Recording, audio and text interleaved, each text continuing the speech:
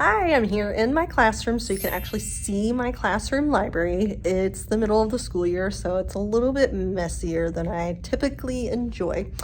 But I at least want to give you a real world example of what my classroom library looks like so you can kind of see how to organize it. Not all this has been purchased with just my own money, although the majority of it has.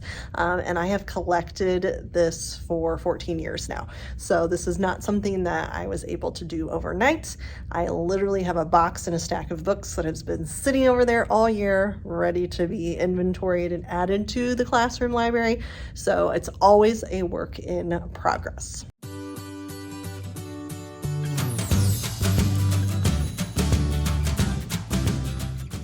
So when you come into the classroom, you can actually see this is my whole side wall over here is nothing but library books.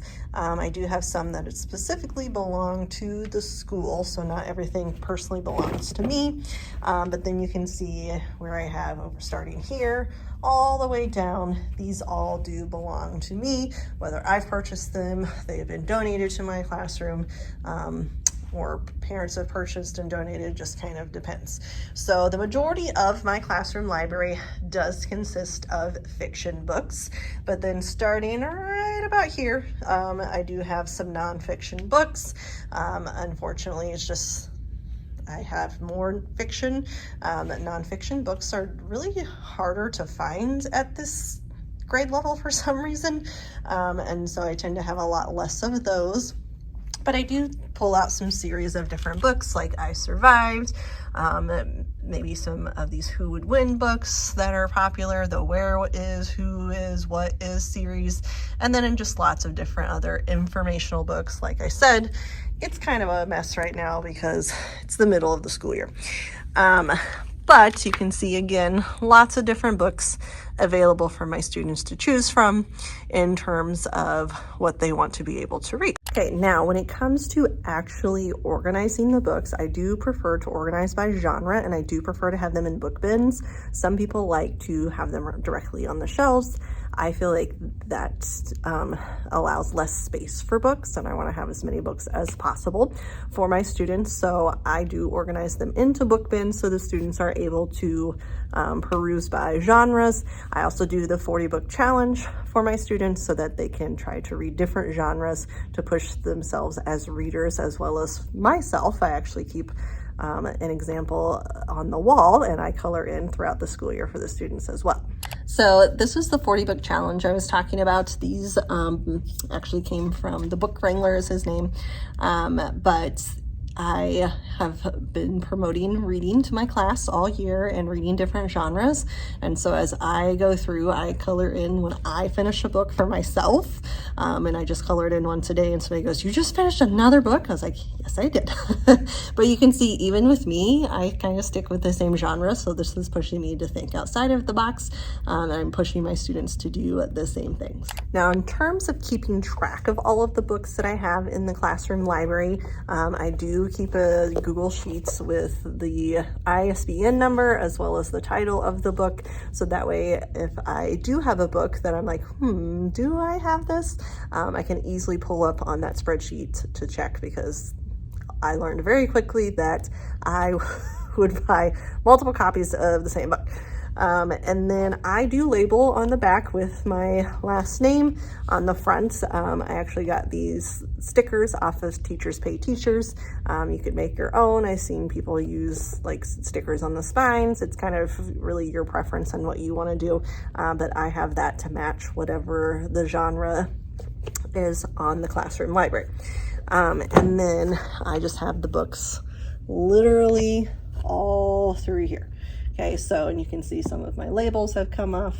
Gotta love the middle of the school year. So you can kind of see here, for example, some mystery section books. I have a lot of realistic fiction books. Again, you can see all those beautiful labels have fallen off throughout the school year. Then we have fantasy, graphic novels, maybe adventure, fairy tales.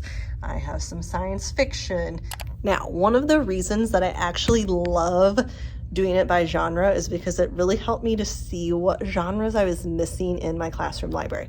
So I personally am a huge fan of mystery and realistic fiction, and I have a lot of those books in my classroom library, but I discovered several years ago I had like 2 books that were classified as science fiction. So I was like, okay, I really need to work on adding a lot more of books from different genres. So having them sorted by genre has really helped me with that. I don't care which bin they go in unless it's just in the same genre.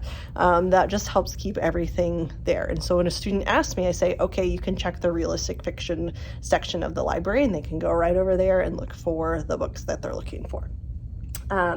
In terms of a checkout process, I use the honor system.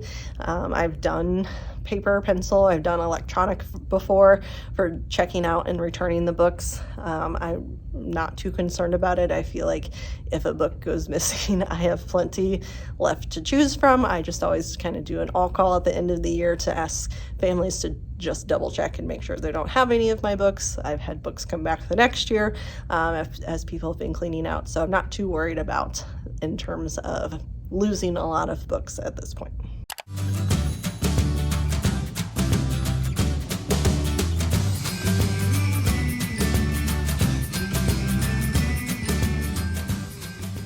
So as you can see, I have this beautiful stack and box of books that I've literally had this box since the beginning of the school year. That just has not happened to get that inventoried and added to my sheets and labeled. But here on this, for example, I did a pretty big order of some books over back at the end of the summer, I think, maybe when Scholastic reopened. But then you can see I've collected some other books throughout the year. Some have been from the book fair here at school, some have been donations. So I have an Amazon wish list. So some of these books have literally come from donations from families. They'll purchase off of Amazon wish list. We are doing a Red Panda project. So this book was purchased through PTO funds to go with our project. And then I've had students gift, like I think this one, for example, somebody said, oh, I didn't realize I already had this book. Here, you can have this one. So there's all kinds of amazing ways that you can get books for your classroom. And then when it comes time to literally organize and get those ready, that just, takes the time.